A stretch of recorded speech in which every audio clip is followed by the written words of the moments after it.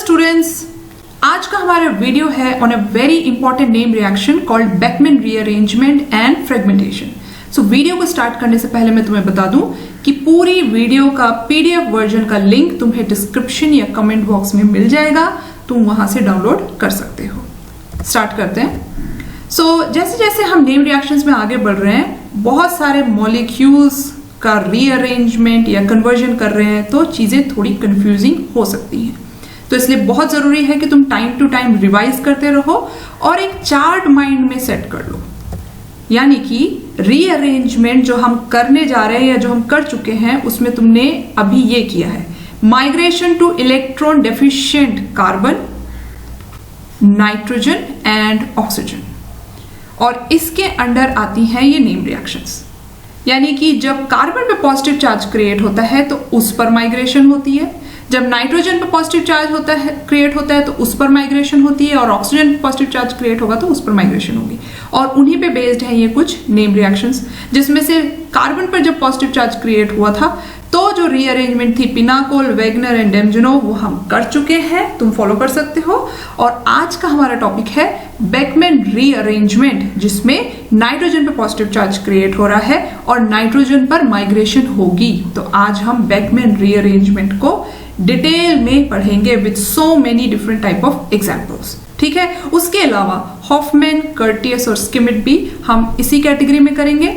Oxygen वाली category में we have Baeyer, Villiger, benzilic, Favorskii and Neber. So these are 11 important name reactions in your this particular rearrangement series. तो इनको follow करो और अब हम आगे बढ़ते हैं। So previously जो हमने किया था, मतलब पीछे जो हम करके आ रहे हैं, उससे तुम थोड़ा सा आइडिया लगा सकते हो कि हम बेकमैन में क्या करने जा रहे हैं। मतलब जब हमें कार्बन पे पॉजिटिव चार्ज चाहिए था, तो हम चाहे पिनाकोल, पिनाकोलोन और वेगनर की बात कर रहे हो या डेमजनोव की, हमें OH को जैसे मतलब एक लिविंग ग्रुप बनाना था तो H पॉजिटिव के साथ ट्रीट करो, NH2 को भी एक अच्छा लिविंग ग्रुप बनाना था तो नाइट्रस एसिड के साथ ट्रीट करो, और हमें मिल रहा था कुछ ऐसा। तो OH जो है वो कन्वर्ट हो रहा था H2O में पॉजिटिव चार्ज के साथ ऑक्सीजन पे, तो ये भी बड़े आराम से निकल रहा था, और ये बन रहा था डाइजो ग्रुप इस केस में, ये भी बड़े आराम से निकल रहा था, और दोनों ही केसेस में हमें मिल रहा था कार्बन पे पॉजिटिव चार्ज। तो इस तरह से हमने उन केसेस में, पिछले वाले केसेस में पॉजिटिव चार्ज क्रिएट किया है कार्बन पे, और जो एडजेसेंट कार्बन था उसके साथ जो भी ग्रुप लगा था वो जाके उस पॉजिटिवली चार्ज कार्बन पर माइग्रेट कर रहा था। तो ये थी पिछली कहानी। अब तुम चाहोगे कि अगर नाइट्रोजन पे हमें पॉजिटिव चार्ज क्रिएट करना है तो काश नाइट्रोजन पर भी OH होता, and you are very correct. इस तरह के मॉलिक्यूल को हम बोलते हैं कीटोक्साइन, जहां पर कार्बन डबल बॉन्ड नाइट्रोजन और नाइट्रोजन के साथ अटैच होता है OH। और जब तुम इसको डिफरेंट कंडीशंस देते हो, मान लो तुम प्रोटिक एसिड के साथ ट्रीटमेंट कर रहे हो, या डिहाइड्रेटिंग एजेंट ले रहे हो, या एसिड क्लोराइड, एसिड एनहाइड्राइड ले रहे हो, या ल्यूइस एसिड ले रहे हो, किसी की भी प्रेजेंस में, जिससे ये OH बाहर निकल आए और नाइट्रोजन पे क्रिएट हो जाए पॉजिटिव चार्ज, और ये कोई भी एक एल्काइल ग्रुप आकर माइग्रेट कर जाए, तो हमें मिलता है एमाइड्स। सो कीटोक्साइन में व्हाट इज हैपनिंग, मतलब इस पर्टिकुलर रिएक्शन में क्या हो रहा है, नाइट्रोजन पे पॉजिटिव चार्ज क्रिएट कर रहे हैं और OH को निकालकर, और एक माइग्रेटिंग ग्रुप आकर नाइट्रोजन पर लग रहा है, और finally it is resulting into the formation of amides. और इस पर्टिकुलर रिएक्शन को हमने नाम दिया बेकमैन रीअरेंजमेंट रिएक्शन। अब यहां से एक और चीज गौर करो, नाइट्रोजन के साथ जो ऑक्सीजन लगा है वही सेम ऑक्सीजन यहाँ पर कार्बन के साथ नहीं लगा हुआ है, यहाँ ये डिफरेंट ऑक्सीजन है। तो मैकेनिज्म में जरा देखते हैं what is exactly happening. So mechanism start होता है कीटोक्साइन से ही। कीटोक्साइन का जो OH है उसको हमें निकालना है, क्योंकि हमें नाइट्रोजन पे पॉजिटिव चार्ज चाहिए, तो H पॉजिटिव के साथ ट्रीट करो, ये H2O की फॉर्म में बाहर आएगा, और जो पीछे से, हाँ अब यहाँ एक बात बहुत इंपॉर्टेंट है कि ये कंसर्टेड मैकेनिज्म है, जो लिविंग ग्रुप निकल रहा है और जो माइग्रेटिंग ग्रुप आ रहा है, they are coming and going simultaneously. तो जब माइग्रेशन होगी, this is a slow step और rate determining step, we get an N-alkyl nitrilium cation. ये एक्चुअल में इसके साथ, ये दोनों स्पीशीज एक दूसरे में इंटरकन्वर्टेबल कह सकते हो, कि जब ये लोन पेयर यहाँ आ जाता है तो नाइट्रोजन पॉजिटिव चार्ज क्रिएट हो जाता है, ये बॉन्ड उठ के फिर से नाइट्रोजन पे जाता है तो ये क्रिएट हो जाता है। तो ये दोनों एक दूसरे में इंटरकन्वर्टेबल है। And when you hydrolyse it, मतलब कि एक्वस स्टेट में कार्बन जो है, इस पर्टिकुलर केस में जहां पॉजिटिव चार्ज कार्बन पे था, वहां H2O के साथ ट्रीटमेंट होके we get this particular species, और ये अपने में से जब H पॉजिटिव निकाल देगा तो यहाँ OH बचेगा, और ये पर्टिकुलर जब टॉटोमराइज करेगा तो ये H आ जाएगा नाइट्रोजन पे, और ये डबल बॉन्ड उठ के चला जाएगा यहाँ, and you will have a amide, right. So this is how the mechanism is taking place. एक और बात जो इंपॉर्टेंट है वो ये कि बिकॉज यहाँ पर एक आयन बन रहा है नाइट्रोलियम के टाइम, यानी कि आयनाइजेशन हो रही है, तो ऑब्वियस सी बात है कि पोलर सॉल्वेंट में आयनाइजेशन जल्दी होएगी, राइट। अब हमें आगे बढ़ने से पहले कुछ इंपॉर्टेंट पॉइंट्स करने होंगे, और पॉइंट्स के साथ ही मैं बहुत सारे एग्जाम्पल्स लेती रहूंगी, तो कई सारे एग्जाम्पल्स तुम्हारे पॉइंट्स में ही कवर हो जाएंगे। जैसे कि सबसे पहला important point, electron deficiency on nitrogen can be created by many ways. मतलब इलेक्ट्रॉन पर अगर तुम्हें डेफिशिएंसी क्रिएट करनी है, तो जैसे मैंने पीछे बताया कि तुम्हें OH निकालना है तो तुम्हें H पॉजिटिव चाहिए होगा, बट इट्स नॉट ऑलवेज कि मतलब H पॉजिटिव ही हो, कोई और रिएजेंट भी हो सकता है, जैसे कि एरीन सल्फोनाइल क्लोराइड। तो उससे क्या होता है, यहां से HCl बाहर आ जाता है, and rest of the part get attached here, देखो, और इसमें होती है रीअरेंजमेंट, ये R यहाँ आके लग जाता है, ये मोमेंटरीली यहाँ आके लग जाता है, and you get this, and upon hydrolysis ये पार्ट बाहर आ जाता है, and you get something like this. या तुम ये भी कह सकते हो कि दिस कम्स आउट, ये एक एल्काइल ग्रुप आके नाइट्रोजन पे लगा, और हाइड्रोलिसिस के बाद कार्बन से आके लग गया डबल बॉन्ड O। सो एक और तरीका ये है जिससे तुम, मतलब if you use a different reagent, तो भी तुम कार्बन नाइट्रोजन पर डेफिशिएंसी, इलेक्ट्रॉन डेफिशिएंसी क्रिएट कर सकते हो। एक और क्या है, मान लो तुम्हारा लिविंग ग्रुप इतना बड़ा है, कंफ्यूज नहीं होना है, डरना नहीं है, इतने बड़े मॉलिक्यूल्स को देख के डरना नहीं है, कुछ नहीं है इनमें। अगर तुम्हारा बेसिक क्लियर है तो दीज मॉलिक्यूल्स आर नथिंग। सो इतना बड़ा मॉलिक्यूल कुछ नहीं है, इसको तुमने कहीं देखा होगा, दिस इज 2,4,6 ट्राइनाइट्रोफिनाइल, है ना, और इसको एक्चुअल में अगर यहाँ H लगा हो तो ये पिक्रिक एसिड भी होता है, अगर तुम्हें याद हो। तो जब तुम इसकी हाइड्रोलिसिस करते हो तो वही होता है, एक H निकल के यहाँ लग जाता है, और ये पिक्रिक एसिड की फॉर्म में दिस कम्स आउट। तो हमें तो यही चाहिए ना, हमें तो लिविंग ग्रुप निकालना है, लिविंग ग्रुप निकल जाए और एक एल्काइल ग्रुप आकर माइग्रेट कर जाए ऑन दी नाइट्रोजन। सो जब तुम एक H इसको दे देते हो नाइट्रोजन पर, तुम कह सकते हो OH आ जाता है, OH की भी एसिड हाइड्रोलिसिस होकर ये निकल जाता है, nitrogen gets the positive charge, and then this migratory group और alkyl group comes to the nitrogen, and you have this as the product. तो ध्यान रखो, चाहे ये केस हो चाहे ये केस हो, एक जो इस कार्बन के साथ अटैच जो दो एल्काइल ग्रुप या रेल ग्रुप है या माइग्रेटिंग ग्रुप है, एक जाता है नाइट्रोजन पर, ये डबल बॉन्ड खिसक कर कार्बन के साथ आ जाता है ऊपर, और साथ में लग जाता है ऑक्सीजन। ये ऑक्सीजन कहाँ से आ रहा होता है, जो हम बाद में हाइड्रोलिसिस करते हैं उससे। तो इस पर्टिकुलर केस में मैंने तुम्हें बताया कि तुम्हें नाइट्रोजन पर इलेक्ट्रॉन डेफिशिएंसी सिर्फ एक तरीके से नहीं करनी, बहुत सारे अलग अलग तरीके हैं जिससे तुम नाइट्रोजन डेफिशिएंसी क्रिएट कर सकते हो। आई बात समझ। दूसरी इंपॉर्टेंट बात, migration follows anti rule, this is very important. ये दो एग्जाम्पल देखो, तुम कहोगे ये तो बहुत कॉम्प्लेक्स है, कुछ कॉम्प्लेक्स नहीं है, तुम्हें बस इस पर कॉन्सेंट्रेट करना है। सो एंटी रूल का मतलब है this is your leaving group, इसको बाहर आना है, और ये जो कार्बन पर, अब देखो इस कार्बन पे एक माइग्रेटिंग ग्रुप ये लगा है और एक माइग्रेटिंग ग्रुप ये इतना बड़ा लगा है। तो हमें मतलब क्या बोला है कि माइग्रेशन फॉलोज एंटी रूल, मतलब लिविंग ग्रुप और migratory group should B anti. Anti का मतलब ट्रांस होने चाहिए, एक दूसरे के ऑपोजिट होने चाहिए। यही कुछ तुमने पिनाकोलोन में भी किया है, if you remember. Okay, so OH बाहर निकल जाता है एंड फिनाइल की माइग्रेशन हो जाती है on the nitrogen. So remember, migratory group and your leaving group should be in the anti position, trans position. तो तुम देख सकते हो कार्बन, अब कंफ्यूज मत हो, कार्बन पर ये जो कार्बन मैंने बताया, ये वाले कार्बन के साथ तो ये बन जाते हैं कीटोनिक ग्रुप, और जो नाइट्रोजन था बगल का उसके साथ कौन आके लग गया, ये फिनाइल माइग्रेट कर गया फिनाइल, और कार्बन के साथ दूसरी तरफ क्या लगा था, ये वाला ग्रुप बड़ा सा, ये सच लगा हुआ है।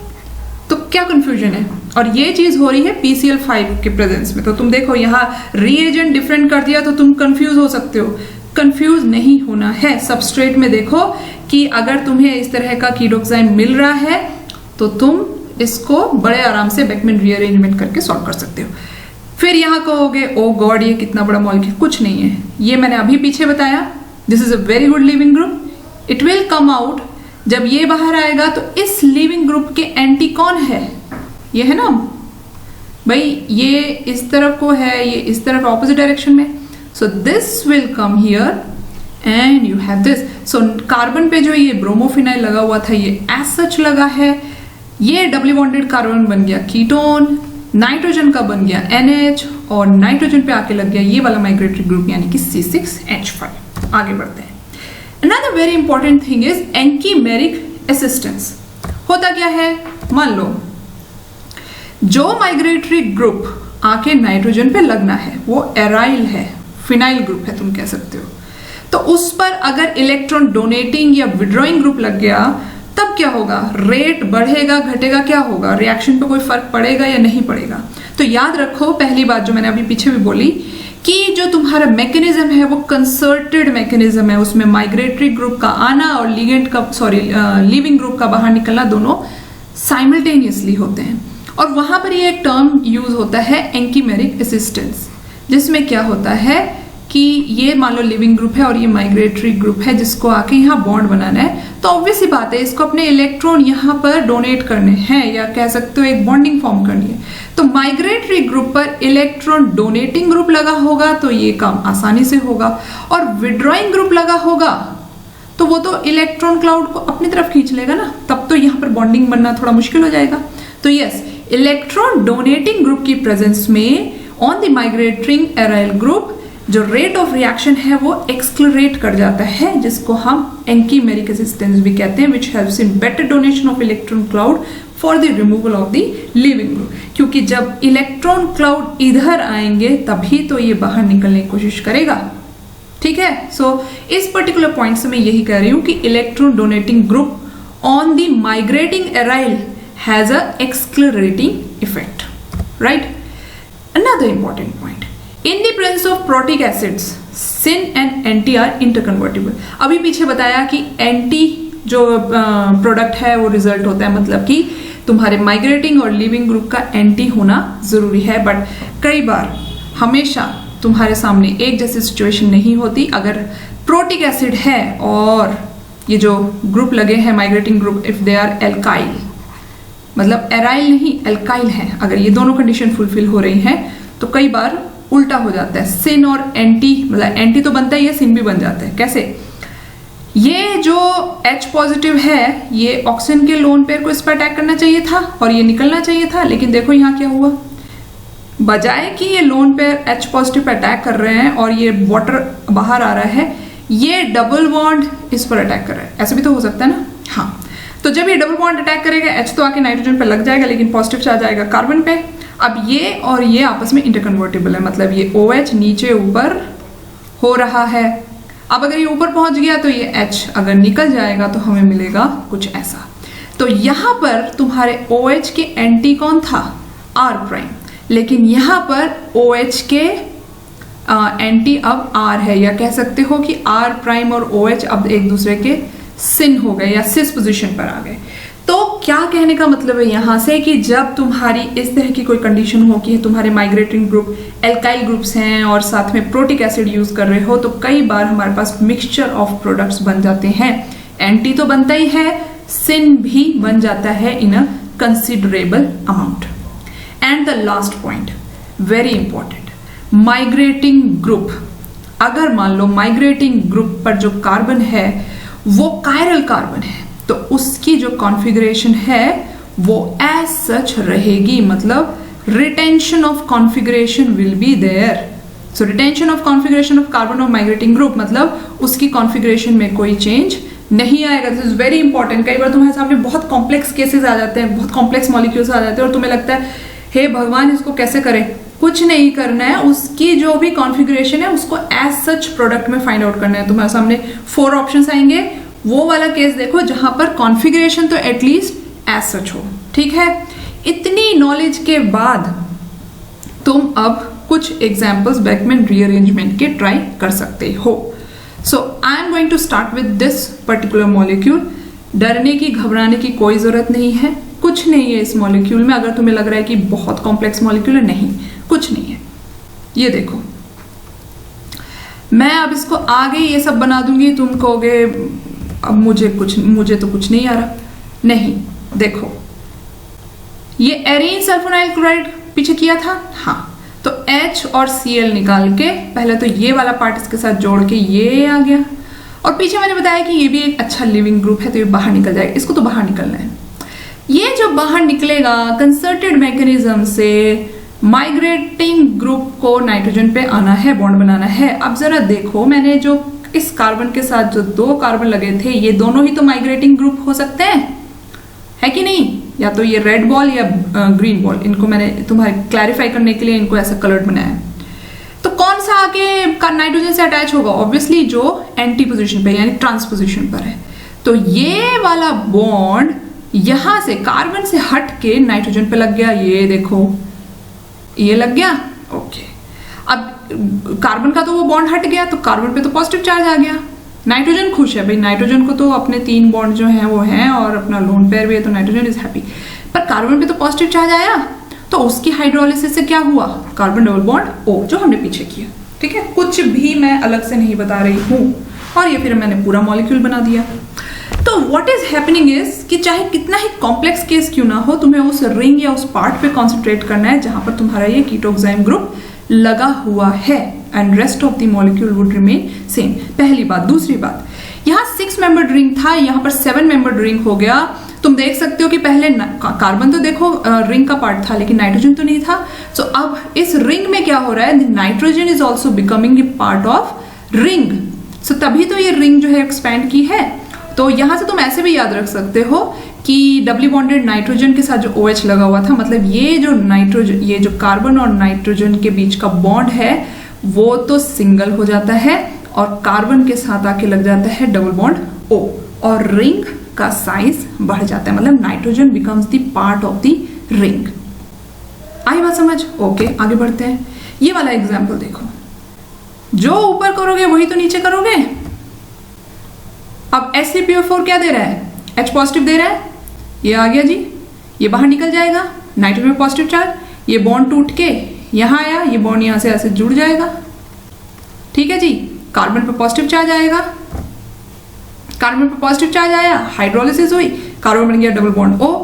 सो तुम्हारा nitrogen becomes the part of the ring, जैसे पीछे किया, तो वैसे ही ऊपर होगा, और जो मैं ऊपर किया वही नीचे करोगे तो ऐसे होगा। तो जो 6 मेंबर्ड रिंग थी, अब वो 8 मेंबर्ड रिंग बन गई, क्योंकि ऊपर वाला नाइट्रोजन भी रिंग में घुस गया और नीचे वाला नाइट्रोजन भी रिंग में चला गया।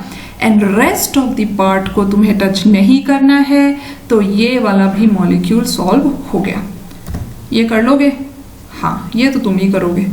अगर तुम्हें पहले 2 समझ आ गए तो तीसरे में कुछ नहीं है। सो अब मैं कुछ मॉलिक्यूल, 2 मॉलिक्यूल और लूंगी, क्योंकि मैं तुम्हें अच्छे से बताना चाहती हूँ। देखो, there are variety of questions based on Beckmann rearrangement, तो मैं चाहती हूँ कि हर तरह का, मतलब फिर भी मुझे लगता है मुझसे एक आधा तो छूट ही जाएगा, बट फिर भी मैं चाहूंगी कि वीडियो में मैं जितने हो सके डिफरेंट टाइप ऑफ एग्जाम्पल्स लूँ, ताकि तुम्हें बात समझ आए। अब देखो, इस केस में कहीं पर भी ऑक्साइम नहीं है, कीटोक्साइम नहीं है, यहाँ तो डबल बॉन्ड O लगा हुआ है। सो थोड़ी सी, अब यहाँ लिखा है NH2OH.HCl एंड SOCl2। तो तुम तो कंफ्यूज हो जाओगे कि यार ये मतलब कौन सी नेम रिएक्शन का पार्ट था, इसको कहाँ पढ़ा था, कैसे करें। तो वहां तुम्हें थोड़ा सा पीछे जाना होगा। तुम्हारी अगर प्रीवियस जो तुम्हारी नॉलेज है बेस्ड ऑन योर, जो तुम्हारी क्लास 12 में तुमने पढ़ा होगा, तो ये जो तुम्हारा हाइड्रोक्सिल है, इसका H2 जो है ऑक्सीजन के साथ ऐसे जोड़ दो और H2O निकाल दो। निकाल दिया, ये H2 और ये ऑक्सीजन निकल गए, तो पीछे से क्या बचा? ये NOH ही तो बचा, यानी कि कुछ ऐसा। ठीक है, ये कहाँ किया था? Class 12 aldehyde ketones, chemical reactions, 7 type of different reactions, second reaction nucleophilic addition with the removal of water molecule, वहां तुमने इसको किया था। जाओ और रिकॉल करो कि क्या करा था वहां पे, अगर नहीं याद आ रहा है तो। अब यहाँ पे फिर से बन गया तुम्हारा वही system. Now what you have to do, मैंने कुछ आगे इसको नहीं मतलब खोला है, बस ये 5 मेंबर्ड रिंग जो है वो 6 मेंबर्ड बन गई। नाइट्रोजन को रिंग के अंदर अटैच कर दिया। रिमेंबर, इस तरफ नाइट्रोजन आएगा, इस तरफ आएगा, वो इंपॉर्टेंट है। नाइट्रोजन आएगा इस तरफ, क्यों?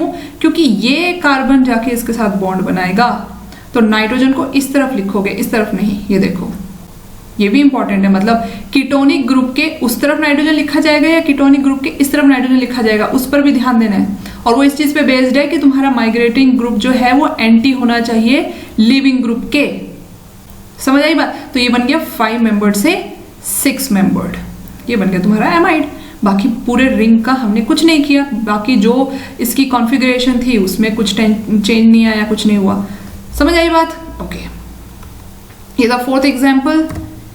एक ये और कर लेते हैं, फिर तुम्हें मैं इस पार्ट से छुट्टी दे दूंगी, फिर हम फ्रेगमेंटेशन करेंगे। यहाँ पर अगर तुम देखो, इसमें भी कुछ डिफरेंट है। तुम सोच रहे हो कि ये वही सेम मैंने एक ले लिया, नहीं, ऐसा नहीं है। यहाँ H पॉजिटिव की प्रेजेंस में जब OH के साथ ट्रीटमेंट कराओगे, ये बना, ये H2O जो है बाहर निकल आएगा। अब तो तुम्हें मतलब आइडिया हो गया होगा कि हम क्या कर रहे हैं। तो ये जो कार्बन है, इस पर एक तो इतना बड़ा माइग्रेटिंग ग्रुप लगा है, एक ये माइग्रेटिंग, तो ये वाला एंटी हो गया ना OH2 के, so this will have to come to nitrogen, मतलब ये बॉन्ड बनाएगा, ये वाला बॉन्ड टूट के यहाँ आएगा। तो ये कुछ ऐसा हो जाएगा, है कि नहीं? देखो, कार्बन पर आ गया पॉजिटिव चार्ज, कार्बन पे बेचारा ये एक हाइड्रोजन था वो आके लग गया, नाइट्रोजन पे आके बाकी का जो तुम्हारा माइग्रेटिंग ग्रुप था वो आके लग गया। Now what will happen here is, अगर तुम इसकी हाइड्रोलिसिस सोच रहे हो कि हाइड्रोलिसिस हो गया और यहाँ C डबल बॉन्ड O लग जाएगा, ऐसा नहीं होगा। यहाँ उल्टा क्या होता है, इस बेंजीन का जो इलेक्ट्रॉन क्लाउड है वो इसको इलेक्ट्रोफाइल समझता है और इस पर अटैक कर देता है, एंड वी गेट आइसोक्यूनोलिन। तो ये हमारे पास अनएक्सपेक्टेड प्रोडक्ट बन जाता है। तो तुम सोचो, तुम स्टार्ट तो कीटोक्साइम से ही हुए थे और तुम्हारा एंड हुआ इस पर। तो different type of molecule can give you different type of products. तो हमेशा ऐसा जरूरी नहीं है कि हमेशा एक ही चीज दिमाग में रखनी है, थोड़ा डिफरेंट भी सोचना है। So this was one of the important examples. और ये वाला मैं फिर से तुम्हारे लिए छोड़ती हूँ। ये पर्टिकुलर में बस हिंट तुम्हारे लिए ये है कि जो रिटेंशन ऑफ कॉन्फ़िगरेशन है it will be there, right? बस अब हम करते हैं फ्रेगमेंटेशन। तो बेकमैन फ्रेगमेंटेशन समझने के लिए पहले ये जरा चार्ट समझो।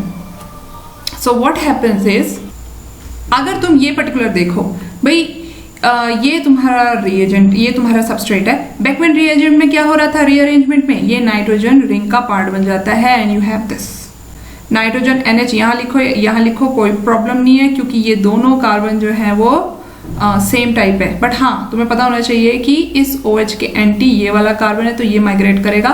तो इस तरह से बना लो, या NH को उस तरफ लिख लो, कोई दिक्कत की बात नहीं है। लेकिन याद करो, जब मैं बेकमैन रीअरेंजमेंट करवा रही हूं तो कार्बन पे पॉजिटिव चार्ज क्रिएट हो रहा था मोमेंटरीली, और उस पर ही आके हाइड्रोलिसिस हो रही थी, तो उसको C डबल बॉन्ड O मिल रहा था मैकेनिज्म में जो हमने किया। मतलब इस कार्बन पे पॉजिटिव चार्ज क्रिएट होता है in normal Beckmann rearrangement. What will happen if ये वाला बॉन्ड उठकर क्या हो रहा था, ये वाला बॉन्ड उठ के नाइट्रोजन के साथ बॉन्डिंग कर रहा था, ये वाली चीज हो रही थी। अगर ये बॉन्ड उठ के यहाँ ट्रिपल बॉन्ड बना दे, राइट, नाइट्रोजन के साथ डायरेक्ट कनेक्ट होने के बजाय ट्रिपल बॉन्ड बना दे, तो पॉजिटिव चार्ज तो यहाँ क्रिएट हो जाएगा। वही कुछ यहाँ हो रहा होता है, ये बॉन्ड उठ के यहाँ ट्रिपल बॉन्ड बना देता है, ये देखो, और इन दोनों के, इस कार्बन और इस कार्बन के बीच का बॉन्ड हट गया, इस कार्बन और इस कार्बन के बीच का बॉन्ड हट गया, और इस कार्बन पे पॉजिटिव चार्ज आया, तो जो बगल, ये जो इस पर पॉजिटिव चार्ज आया, तो जो बगल वाला कार्बन है वो अपना हाइड्रोजन सेक्रीफाइस करके डबल बॉन्ड यहाँ दे देता है, and you have a double bond here. This is Beckmann fragmentation. अगर तुम्हें यहाँ घिचुड़ पिचुड़ लग रहा है तो कोई टेंशन की बात नहीं है, अभी फिर से हम बेकमैन फ्रेगमेंटेशन के 2-3 एग्जाम्पल करते हैं, वहां से बात समझ आ जाएगी। एक और बात, इसको देख लिया था, इसमें मैंने क्या बात बोली, कार्बन पे यहाँ पॉजिटिव चार्ज क्रिएट होता है। मान लो अगर मैं हाइड्रोलिसिस करने के बजाय न्यूक्लियोफिलिक अटैक करा दूं, तो उसको हम कहते हैं नाइट्रिलियम ट्रैपिंग। नाइट्रिलियम ट्रैपिंग का मतलब ये कि मैकेनिज्म में कहीं ना कहीं बीच में नाइट्रिलियम कैटायन बन रहा था, राइट? तो वहां पर जब पॉजिटिव चार्ज क्रिएट होता है किसी भी एटम पर, तो अगर हम कोई न्यूक्लियोफाइल या इलेक्ट्रोफाइल या कुछ भी डालकर उसको ट्रैप कर लें तो हमें ये आइडिया हो जाता है कि एक्चुअल में ये रिएक्शन क्या मैकेनिज्म शो कर रही है। तो इसको कहते हैं नाइट्रोलियम ट्रैपिंग, मतलब हमने इसको पकड़ लिया, ठीक है। सो हमें यहाँ से ये आइडिया हो गया कि हाँ मोमेंटरली कार्बन पर पॉजिटिव चार्ज क्रिएट हुआ था, क्योंकि अगर न्यूक्लियोफाइल इस कार्बन पे आके लग रहा है यानी कि ये नाइट्रिलियम की फॉर्मेशन को कंफर्म कर रहे हैं, राइट। और अगर कार्बन पे यहाँ मैंने पॉजिटिव चार्ज क्रिएट किया था जब ये बॉन्ड उठ के यहाँ ट्रिपल बॉन्ड बना रहा था, तो फिर इस कार्बन पर अगर पॉजिटिव चार्ज क्रिएट होता है तो न्यूक्लियोफाइल वहां पर भी अटैक कर सकता है और हमें ये आइडिया लग सकता है कि हाँ इस कार्बन पर पॉजिटिव चार्ज क्रिएट हुआ तो ये बना और इस कार्बन पर पॉजिटिव चार्ज क्रिएट हुआ तो न्यूक्लियोफाइल यहाँ आके लग गया। कहने का मतलब ये है कि कुछ भी हो सकता है इनमें से, राइट। भाई ये बेकमैन रीअरेंजमेंट हो सकती है simple, you can have a fragmentation product, you can have a nitrilium trapping, you can have a nucleophilic attack on the fragmented product, right. So हम जो करने जा रहे हैं वो एक बार बेकमैन फ्रेगमेंटेशन देख सकते हैं कि उसमें हमने क्या करना है। So what happens is it occurs when one of the substituent on oxime is a tertiary alkyl group or possesses a heteroatom at the beta position and a nitrile is formed।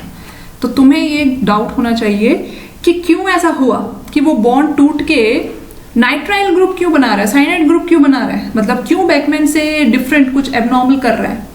यहाँ गौर करो, यहाँ मैंने reagent use किया है RCOCl, मतलब तुम्हारा acid chloride, वो भी HCl निकल जाएगा और ये आके लग जाएगा। Now this is a good leaving group, it will come out. तो अब तुम देखो नॉर्मल या जो तुम्हारा अब तक हम करते आ रहे थे बेकमैन रीअरेंजमेंट, उसमें इस बॉन्ड को, ये जो पर्टिकुलर बॉन्ड है, इस बॉन्ड को यहां से उठ के नाइट्रोजन के साथ बॉन्ड बनाना चाहिए था, तभी तो रिंग खुलती ना, तभी तो एक्सपेंशन होता। इंस्टेड क्या हो रहा है, ये बॉन्ड यहां से हट गया और हट के कहां लग गया, यहां ट्रिपल बॉन्ड बना दिया। डबल बॉन्ड का बन गया ट्रिपल बॉन्ड, ठीक है जी। जब ये बॉन्ड यहां से हट जाएगा, इस कार्बन पे तो कोई फर्क नहीं पड़ा, फर्क पड़ा इस कार्बन पे और उस पर भी कोई फर्क नहीं पड़ रहा है। क्यों? उसको पॉजिटिव चार्ज रख के मजा आ रहा है। Why? Because this is a tertiary carbocation. So अगर तुम्हारा रिजल्टिंग कार्बोकैटायन टर्शियरी है या उसके एडजेसेंट एटम पर जो है वो हेटेरो एटम है, तो इन दैट केस हमें फ्रेगमेंटेड प्रोडक्ट मिलता है इंस्टेड ऑफ रीअरेंज्ड और नॉर्मल प्रोडक्ट। सो बस क्या होगा फिर, जब कार्बन पे यहाँ पॉजिटिव चार्ज क्रिएट हुआ तो बगल वाला कार्बन जो है उसका हाइड्रोजन बाहर निकल आएगा, बेचारे को सेक्रीफाइस करना पड़ेगा and the double bond will come here. And इसी को तुम इस तरह से भी दिखा सकते हो। तुम में से कोई कहेगा कि कैसे, ये देखो ये बन गया ना 5 मेंबर रिंग, ये देखो ये रही, और ये इसके साथ एक कार्बन के साथ ये अटैच्ड है। So this is how the fragmentation is occurring. Beckmann fragmentation का एक बहुत ही ब्यूटीफुल सा एग्जांपल है। एक और लेते हैं, यहाँ बात को थोड़ा डिफरेंट तरीके से समझेंगे। अब तुम देखो यहाँ पर क्या हो रहा है, नॉर्मली क्या होना चाहिए था भाई, OH निकल रहा है, सो Cl2 है, चलो ठीक है, OH तो बाहर आ रहा है, तो ये बॉन्ड जो है ये वाला कार्बन इसके साथ बॉन्ड बनाता, this was something normal. But instead what is happening, ये बॉन्ड यहां से हटके और यहां पर ट्रिपल बॉन्ड क्रिएट करा। ये बॉन्ड यहां से बिल्कुल ही हट गया और यहां पर उसने ट्रिपल बॉन्ड क्रिएट कर दिया। तो किसको फर्क पड़ा, इस कार्बन को फर्क पड़ा, यहां आके पॉजिटिव चार्ज क्रिएट हो जाएगा। जब यहां पॉजिटिव चार्ज क्रिएट होएगा, SOCl2 में से एक न्यूक्लियोफाइल निकल के आएगा Cl नेगेटिव, और वो आगे यहां करेगा अटैक। तो ये क्या हुआ, न्यूक्लियोफाइल अटैक हो गया ना, ट्रैप कर लिया ना हमने। तो हाँ, ये न्यूक्लियोफिलिक अटैक हो जाएगा and you have this product. देख रहे हो ये क्यों हुआ, क्योंकि इस पॉजिटिवली चार्ज कार्बन के एडजेसेंट पे एक हेटेरो एटम था। ये वाली कंडीशन भी फुलफिल हो गई, या तो टर्शियरी हो या बीटा पोजीशन पर हेटेरो एटम हो, in that case you will have a fragmented product. तो रिंग एक्सपेंशन होने के बजाय, मतलब रिंग खुलने के, सॉरी एक्सपैंड होने के बजाय रिंग टूट गई, फ्रेगमेंटेशन हो गया। तो ये क्यों हो रहा होता है, अच्छा ये भी एक बात देख लो क्या लिखा है, when carbon gets positive charge nucleophile can attack on it. ठीक है, ये तो बात हमें समझ आ गई है। सो हो क्या रहा होता है यहाँ पर, इसका छोटा सा मैकेनिज्म क्या बताया, लिविंग ग्रुप अपना अलग से बाहर आ जाता है और ये बॉन्ड पूरा यहाँ आके R भी बिल्कुल अपना अलग थलग हो जाता है। यहाँ ये R अलग थलग क्यों हो रहा है, क्योंकि R जो है वो टर्शरी है, या R जो है उसमें जो कार्बन जिस पे पॉजिटिव चार्ज है उसके एडजेसेंट कार्बन जो एडजेसेंट पोजीशन है उस पर कोई हेटेरो एटम है। सो ये स्टेबल है तभी तो ये पॉजिटिवली चार्ज उसमें क्रिएट हो रहा है। और ये मैं तब बता रही हूँ जब R जो है वो बिल्कुल सेपरेट हो गया, अदरवाइज पिच इन दोनों कंडीशंस में हमने देखा है, ये जो फर्स्ट और सेकंड केस किया है कि ये रिंग का ही पार्ट है। तो किसी तरह से R भी अपने आप को रिंग में, क्योंकि यहाँ पे रिंग का ही पार्ट है यू कैन सी, तो ये अपने आप को किसी तरह से स्टेबलाइज कर लेते हैं बाय एलिमिनेशन और बाय न्यूक्लियोफिलिक अटैक। ओके, सो अब ये कुछ एग्जाम्पल्स मैंने एट दी एंड लिखे, मैं इनको नहीं तुम्हारे साथ डिस्कस करने वाली हूँ, टेंशन मत लो, इतनी वीडियो बहुत है, बेकमैन के लिए इतना नॉलेज बहुत है, बट ये मैंने कुछ एग्जाम्पल्स यहाँ लिखे हैं, इनको तुम देख सकते हो कि ये कैसे हो रहा है। ये कुछ और एग्जाम्पल्स मैंने ऐड किए हैं यहाँ पर, दैट्स ताकि तुम्हारे पास as many questions as possible हो for Beckman rearrangement. So we will meet in the next video. तब तक अपना ध्यान रखो, पढ़ते रहो, enjoy करो, keep smiling and all the very best.